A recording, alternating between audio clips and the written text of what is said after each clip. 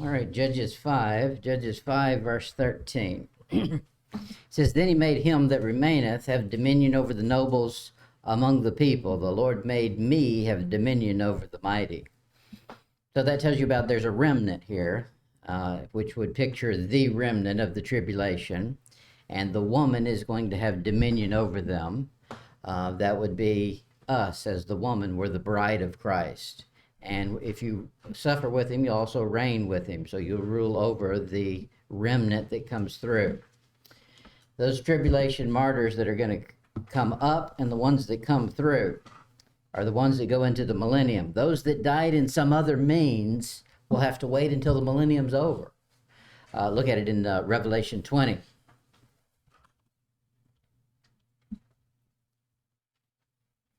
Revelation 20, verse 4. And I saw thrones, and they sat upon them, and judgment was given unto them. And I saw the souls of them that were beheaded. This is something I don't, at some point we'll cover it, but the beheading thing, that's, we always thought it was a guillotine. I don't think it's going to be a guillotine. The more time has gone by, I think it's going to be Muslims. They love to cut heads off. He says, beheaded for the witness of Jesus and for the word of God, and which had not worshipped the beast, neither his image, neither received his mark upon their foreheads or in their hands, and they lived and reigned with Christ 1,000 years. So the martyrs of the tribulation get to reign in the millennium. Daniel 7, verse 18. So we've seen dead people come up and they get to live in the millennium. Now we're going to see those who endured, the remnant. Daniel 7, verse 18. But the saints of the Most High shall take the kingdom and possess the kingdom forever, even forever and ever. Now, of course, that can be referring to those that were martyred, but more than likely it's a reference to those that lived through, those saints that made it through. That's all the verses in Matthew that's saying endure to the end. Daniel 7, look at verse 22. Till the Ancient of Days came, and judgment was given to the saints of the Most High. And the time came that the saints possessed the kingdom. Verse 27. And the kingdom and dominion and greatness of the kingdom under the whole heaven shall be given to the people of the saints of the Most High, whose kingdom is an everlasting kingdom, and all dominions shall serve and obey him. Now, unlike the Catholics, the Bible says that you're a saint the second you're saved in this dispensation. So that's you. That's part of you. Now, there's probably some difference of opinion here on who gets to rule and reign, because he says, if you suffer with me, you also reign with me. Well, what do we consider suffering? Okay, what does he consider suffering? Well, that's not really hardly defined, black and white. So it'll be fair. We can count on that. This reign is promised to Christians. In 2 Timothy 2:12, he said this, if we suffer with him, we'll also reign with him. Then he puts this right at the end of it. If we deny him, he also will deny us. Well, the denying is not your salvation. It's the point of the verse is reigning. So if you've denied him on earth this side, he'll deny you the ability to reign. He didn't say he'll forbid you from reigning. He says he'll deny you. Yeah, it went out already. So that is, the saints should qualify. God's going to give them all the opportunity to qualify to reign with him. But the inference is some have gone out of their way to not suffer for Christ and to deny him. And in so doing, he says, now I must deny you too. Now, I think that's just millennial period. That's not for eternity. Judges 5, verse 14. Judges 5:14. Out of Ephraim was there a root of them against Amalek. After thee, Benjamin, among thy people, out of Machar, come down governors, and out of Zebulun, they that handle the pen of the writer. And the princes of Issachar were with Deborah, even Issachar also Barak. He was sent on foot into the valley. The interesting thing about this warfare in chapter 4 was they're not riding horses or donkeys or mules. They're all foot soldiers, and they're covering a good terrain here to go after these people. For the divisions of Reuben were great thoughts of heart. That is, we were pondering what was going on. Why abodest thou among the sheepfolds to hear the bleating of the flock? For the divisions of Reuben, there were great searchings of heart. And we'll cover that in a minute a little more. Verse 17, Gilead abode beyond Jordan. Why did Dan remain in ships? Asher continued on the seashore and abode in his breaches. Zebulun and Naphtali were people that jeoparded their lives unto the death in the high places of the field. That is, amongst the people that should have come to war, there was only a remnant that did. The picture is in the tribulation, all of the Jews should be following Christ and the 144,000 and Moses and Elijah. But if the picture holds true, it's only going to be a third of them or less that are going to follow through. He says, now, we know this has been used. She's using the previous chapter's warfare as her basis for her poetry, for her song. But then she's doing something way more than just the previous battle. Historically, Judges 5, look at verse 14. He says, out of Ephraim, there was a root of them against Amalek. Amalek wasn't around. That's not who was fighting. That doesn't fit with the battle of chapter 4. Amalek dwelt on the extreme south of Palestine, south down there around Edom. So that's Dead Sea area. They're fighting in the extreme north, Jabin, all the way at the top, north of Megiddo. So for this to be brought into the song tells you something about what's going to go on in the tribulation. Amalek's going to be involved. Now, I don't know that I could identify a nation called Amalek now, but probably descendants or they'll resemble Amalek. Exodus 17:16. For he said, because the Lord hath sworn that the Lord will have war with Amalek from generation to generation. Here's the Lord calling himself Lord. The Lord has sworn that the Lord will. Okay, and you can take that for just what it says. He's coming back, and when he comes back, he's going to be in war. That's Armageddon. And included in his enemies are going to be this Amalek. Amalek's going to be connected with the Antichrist in some form or fashion, and like the song said, we'll understand it by and by, not right now. In Psalm 83. Psalm 83, verse 5. Of course, there's many nations. All nations are going to come together against Christ at Armageddon.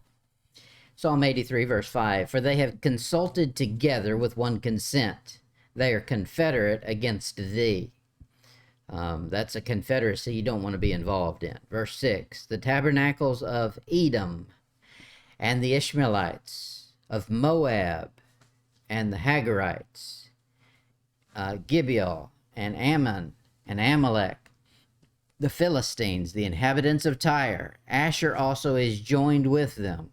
They have holpen the children of Lot, Selah. That's telling you all the Middle East is going to be involved in this. Right now, as much as we can identify of those named there in the list, they're all Muslims. Well, I think the Antichrist is going to have a close relationship with the Muslims, just as the Catholics do now, even though it's not as widely known. God compares the confederacy to this passage that we've been reading. Look at it, Psalms 83:9. Psalm 83:9. Do unto them as unto the Midianites, as to Sisera, as to Jabin at the brook Kishon.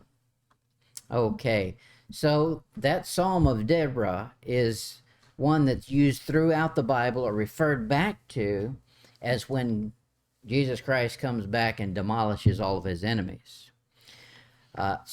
Judges 5, verse 15. And that just gives you another list here.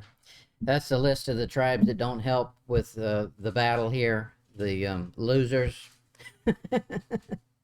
He said something interesting there. He says, why are these people content to listen to the bleating of the sheep? Isn't that what their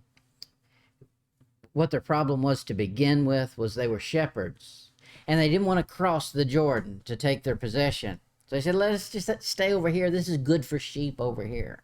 Moses says, I tell you what, I'll let you do that, but you've got to come on across and help your brethren conquer their territories. Once that's all done, then you're free to go back. You can go backslide at that point. And so they went back over the river. And they did the right thing. They fought and they conquered. There was a question about, hey, are they building some sort of an altar or tabernacle that they're going to set up their own religion? And the Israelites came up there and were ready to fight them. They come to find out it was just a memorial and everything was good. But it shows that slippery slope they're on. When you start building relics instead of coming to the real place. Judges 5, verse 15. And the princes of Issachar were with Deborah, even Issachar, and also Barak. He was sent on foot into the valley. For the divisions of Reuben, there were great thoughts of heart. Issachar is said to be the princes of Issachar. Well, there's no king here. And who knows exactly what it means? It probably means God knows who's going to rule and reign in the millennium. And those people have not been given the rule yet at this point. At Armageddon, there's not been a kingdom set up yet for them to be kings yet. So at that point, God could be referring to them as princes because they're soon to take a seat as a king. Judges 4, look at verse 10. Judges 4:10. And Barak called Zebulun and Naphtali to Kadesh, and he went up with 10,000 men at his feet, and Deborah went up with them. So that tells you it's a foot battle.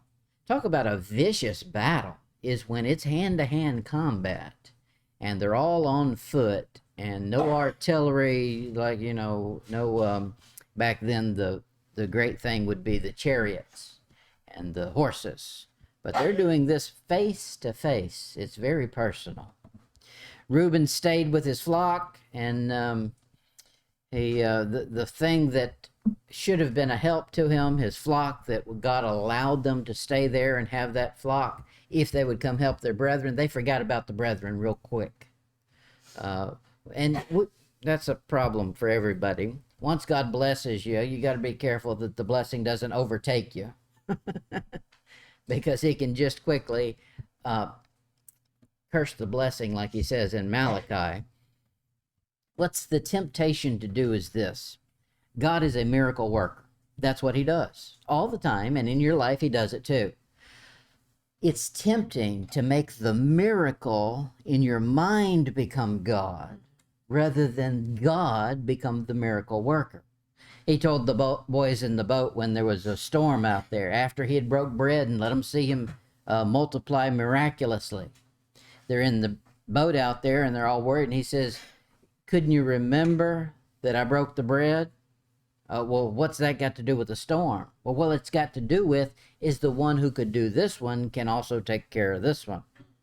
So we exalt God as the miracle worker, not the miracle itself. And it's so tempting to say, I've never seen him break bread. I've never seen him calm a storm. Therefore, I don't know if he can get me out of this one. Baloney. If he can save you from hell, I think he can handle any of the rest of it. Judges 5, verse 16. Judges 5:16. Why abodest thou among the sheepfolds to hear the bleating of the flocks? For the divisions of Reuben were there great searchings of heart. Now, I like the wording there, divisions of Reuben. That is, Reuben had a standing army, an army division. They were trained and ready to go to war, but they did not do it. They were all turncoats. Look at Numbers 32. Numbers 32, verse 1. Here's this bad lot that's been hanging out on the wrong side of town. Numbers 32, 1. Now the children of Reuben and the children of Gad had a very great multitude of cattle. That should have been a blessing. And when they saw, click something wrong. And when they saw the land of Jazer and the land of Gilead, that behold, the place was a place for cattle. Oh, it's just perfect for us. The children of Gad and children of Reuben came and spake unto Moses and Eleazar the priest, and unto the princes of the congregation, saying, Ashtoreth, Dibon, Jazer, and Nimrah, and Heshbon, Elath, and Shibam, and Nebo, and Beon. Even the country which the Lord smote before the congregation of Israel is the land for cattle, and thy servants have cattle. Hint, hint. Now, see where they are? They're right in the midst of a whole bunch of pagans. All of those names. You eventually take on what you're around. That's why it's very troubling for a Christian to get outside of church. Doesn't make you spiritual, but it will help you if you want to be spiritual. I'll tell you this, to the same degree church won't make you spiritual, staying in the world won't make you spiritual either. So I've seen this so many times. I'm going to get on a rabbit trail here. Good people probably know more than I do.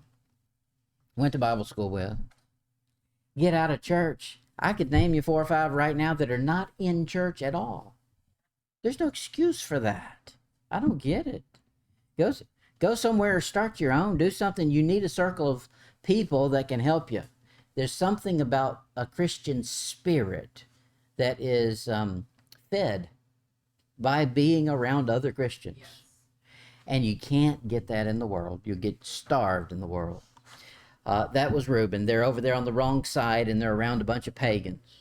And I'm sure the mindset is this: well, we got to live amongst them. They're our neighbors. We don't have to be mean to them. And you just naturally, as good people, you don't want to be mean to people, and you start accepting things you shouldn't be accepting. And you get accustomed to the wickedness that's around you. And pretty soon you just get lazy, and that's what they were. They didn't come to fight. Isaiah 56.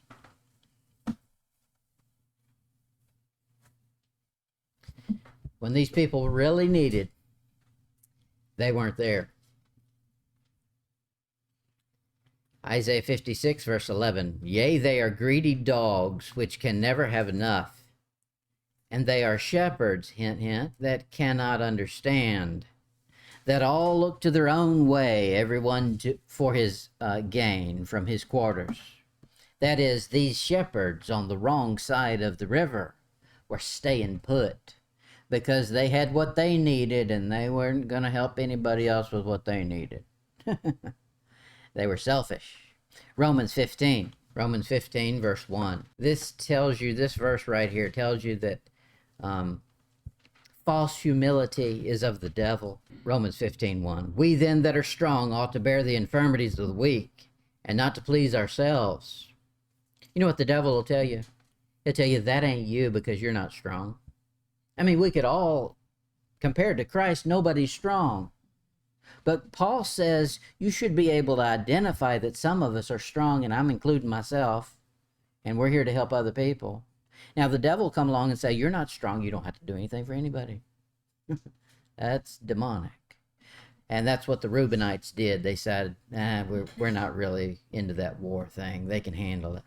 1 Corinthians 10, verse 24. Because they were given all the way to what's the 2 rivers? Tigris and the Euphrates. So it was theirs. That was of God. all of the Middle East belongs to Israel. Now, he wanted to keep them together in order to fight the foes and the enemies. But the plan was they were going to multiply, and when they multiplied, they would move out, and all of that property was theirs. That's why God allowed them. The long list we read, all of those, he says, were the countries that God had destroyed when they came through. Okay, so they already laid claim to it. You'll find David does. He says he went to two places, Damascus and Euphrates, to recover his border. I think the river of Egypt to recover his border. That's the Nile River. So the border is much, much bigger than even the Bible map is going to give you of Israel. Galatians, we didn't finish this one. 1 Corinthians 10, verse 24, he says, let no man seek his own, but every man another's wealth. That doesn't have to be money wealth. Could be any other type of wealth. We've got a lot of wealth in America as far as money, and that's deceived us into thinking that's what wealth is. There's a lot more things you need besides money. You need companionship, and you need somebody who'll come along and help you from time to time. That type of wealth. Find out where someone is poor and see if you can fill in the gap. Now, you can't always. You'll have something that you're good at, and somebody else will have something they're good at, and that's why God's given spiritual gifts. Not everybody can do everything, and if they try to, it turns into a mess. I'm not a real patient comforter. I would probably be a little more harsh than some people want. Now, that doesn't mean I don't attempt it from time to time, and then watch it blow up. Galatians 6, verse 2. He says, bear ye one another's burdens, and so fulfill the law of Christ. He says, this is something that Christ laid down as a law. That our job is to bear somebody else's burden. So if you think you got a burden, here's the way to alleviate your burden. Go pick up somebody else's. People get comfortable, and we all do. We all get comfortable with the devil we know. That's the phrase. The burden you're used to, you've learned to cope with and work around it. You know what's a heavier burden? Anybody else's, because you've had no experience with it yet.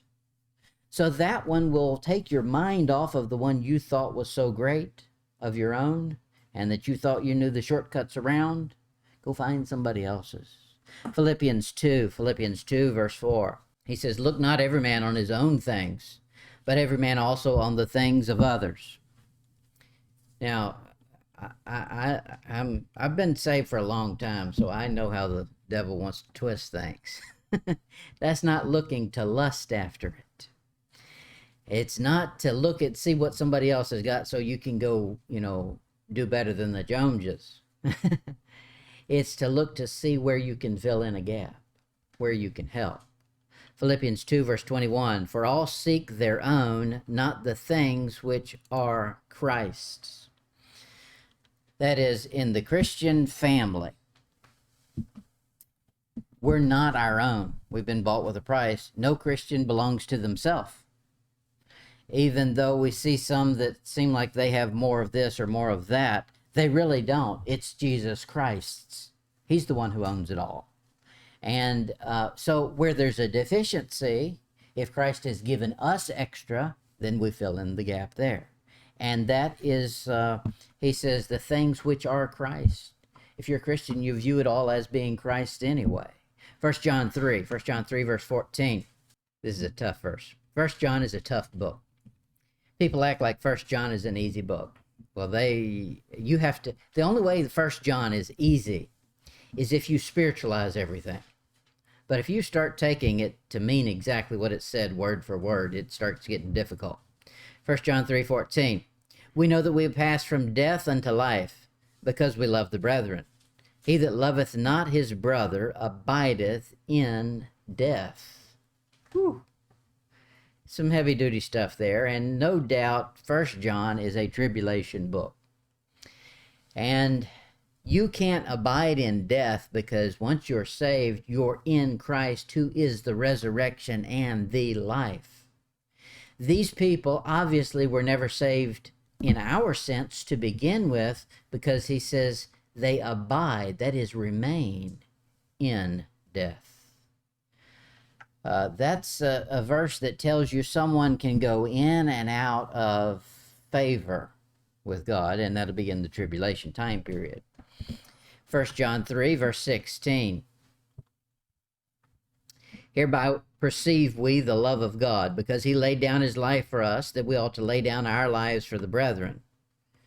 That's going to be literal in the tribulation.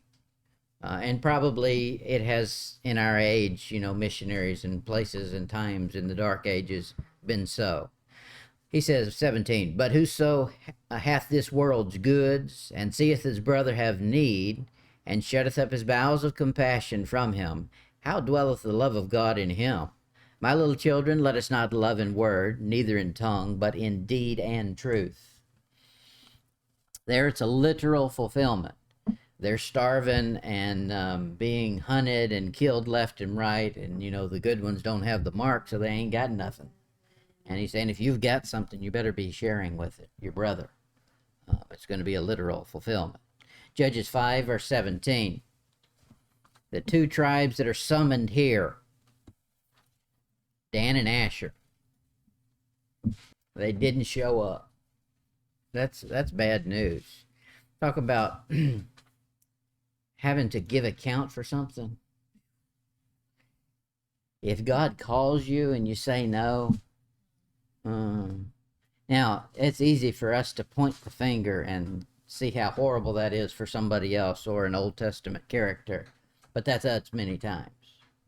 And the more attuned you are to the Holy Spirit, the more you'll see he's very demanding. I mean it. As you go throughout your day, there's certain things he'll say that he won't say to anybody else, and it'll be silly day-to-day life things. And you're supposed to do those. You're supposed to heed to them. And it's the same as these two that were on the wrong side and said, we're not coming to help. Judges 5, verse 18. Judges 5:18. Zebulun and Naphtali were the people that jeoparded their lives unto the death in the high places of the field. Those are the two main tribes. Of the 12 tribes, 2 are good. Sounds familiar, doesn't it? 10 went to spy on Canaan. 12 went to spy, and 10 were bad and 2 were good. I can't remember the song and all the signs. Same here. It's only 2 that remain good. I think he's setting up a type and a picture for how many are going to make it through the tribulation that will endure. A very, very small remnant. Judges 5, verse 19. It says, the kings came and fought. Then fought the kings of Canaan in Taanach by the waters of Megiddo. They took no gain of money. Now, obviously, you got to say it's one of two things.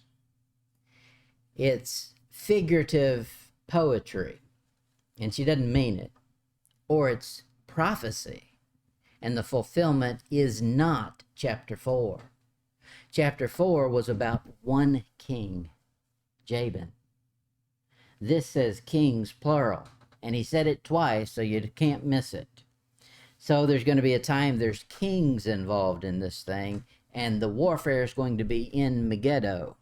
Revelation 11, verse 3. Revelation 11:3. Now we're into the tribulation. He says, and I will give power to my 2 witnesses, and they shall prophesy 1,260 days, clothed in sackcloth. Verse 6. These have power to shut heaven, that it rain not in the days of their prophecy, and have power over waters to turn them to blood, and to smite the earth with all plagues as often as they will. Now, they're not just out there doing carnival tricks. These are things they need to do to survive and to help the brethren. They're not just out there showing themselves to be mighty and showing themselves to be miracle workers. You'll find every time those miracles happen in the Old Testament, there's a need they're fulfilling. It's literal needs. And in the tribulation, they'll be needing these things to remain alive. Remember, in the tribulation, it's your job to stay alive. He says, they that endure to the end. So they're supposed to endure. The inference is, it'll be work to stay alive. And God's telling them, you must stay alive. Joel 2, verse 23. Joel 2, verse 23. It's like this. If you stay moderate on all things, you don't have highs and lows, then a great gift doesn't appear to be a great gift. But if you got some real lows, some downers in life, and then something really good comes along, it's really, really good.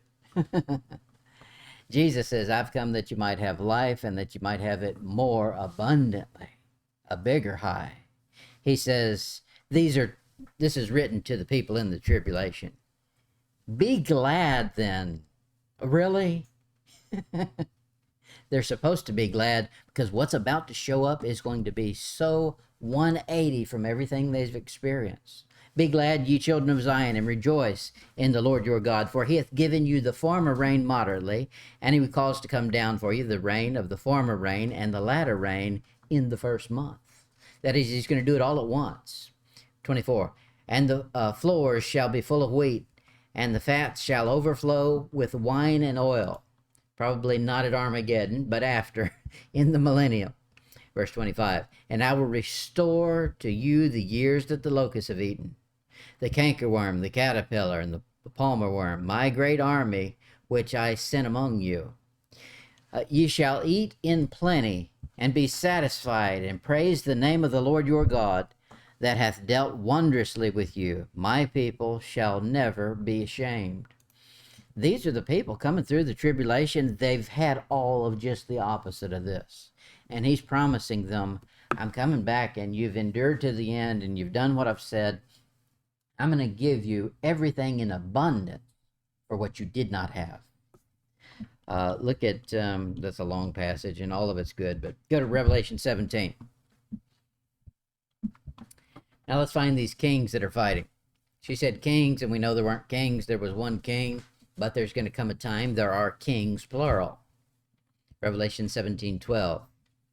And the 10 horns which thou sawest are 10 kings, which have received no kingdom as yet, but receive power as kings 1 hour with the beast. Now I'm going to give you a thought. She says they fought, the kings fought. Maybe it's supernatural. It's principalities and powers that are coming down there and doing spiritual warfare and using the wicked pagans there that are fighting. And those kings, there's more about the battle than physical. It's a spiritual thing as well. Here he says about these kings, notice these kings have no kingdom, yet they have power as kings. That would fit with a principality and a power. Verse 13. These have one mind, and shall give their power and strength unto the beast. These shall make war with the Lamb. Okay, now we know where we are. Timestamp. That's Armageddon. These have one mind, shall give their power and strength unto the beast. These shall make war with the Lamb, and the Lamb shall overcome them. For he is Lord of lords and King of kings. And they that are with him are called and chosen and faithful. Some of them that were not present at the battle, we've seen, were called, but they weren't faithful. Faithful is something you choose. Judges 5:20. Judges 5:20. And we've just made it through the intro. Judges 5:20. They fought from heaven. The stars in their courses fought against Sisera. Now we've crossed over into something. The stars are fighting, and they're fighting in their courses. She said that kings, plural, were fighting when we only saw one king. There's something supernatural going on here. And it'll be both supernatural and physical in the millennium, or in the tribulation. Job 38. Job 38, verse 7. Obviously, this earthly battle has a counterpoint in heaven, in the heavenlies. Job 38, verse 7. When the morning stars sang together, and all the sons of God shouted for joy. So these stars are probably sons of God. They're angelic beings. Revelation 1:20. These stars are used again. He says, the mystery of the 7 stars which thou sawest in my right hand, and the 7 golden candlesticks. The 7 stars are the angels of the 7 churches. The 7 candlesticks which thou sawest are the 7 churches. So there, those stars are representing, he's using the word star, but he's identifying it as something other than a twinkle, twinkle, little wish on me. Revelation 12, verse 4. When Satan gets cast out of heaven. Revelation 12:4. And his tail drew a third part of the stars of heaven. Well, it wasn't doing him any good to just bring a bunch of meteors down to earth. He's bringing helpers with him. He's fooled hosts of heaven in the past. He's probably still doing it. And he's going to continue to do it. There's going to be a big fall in the tribulation. And it's going to be a third of the host up there. Revelation 12, verse 7. And there was war in heaven. Okay, that's those stars fighting. Michael and his angels fought against the dragon, and the dragon fought and his angels, and prevailed not, neither was their place found any more in heaven. And the great dragon was cast out, that old serpent called the devil, and Satan, which deceiveth the whole world. He was cast out into the earth, and his angels were cast out with him. Those stars, they're cast out. 2 Thessalonians 1:7, and do you who are troubled rest with us when the Lord Jesus shall be revealed from heaven with his mighty angels. Now, there's a whole thing that I was excited to get to, but we didn't get to it. I'm going to give you a whole nother lesson on stars. We'll get there. We're not there yet. But these stars are very important. They pass all the way through the Bible from the beginning to the end. And we'll trace it down, and it'll connect back with Daniel in a second. All right, that'll do it for tonight. We'll start next week at Luke 20, verse 37. That has nothing to do with anything.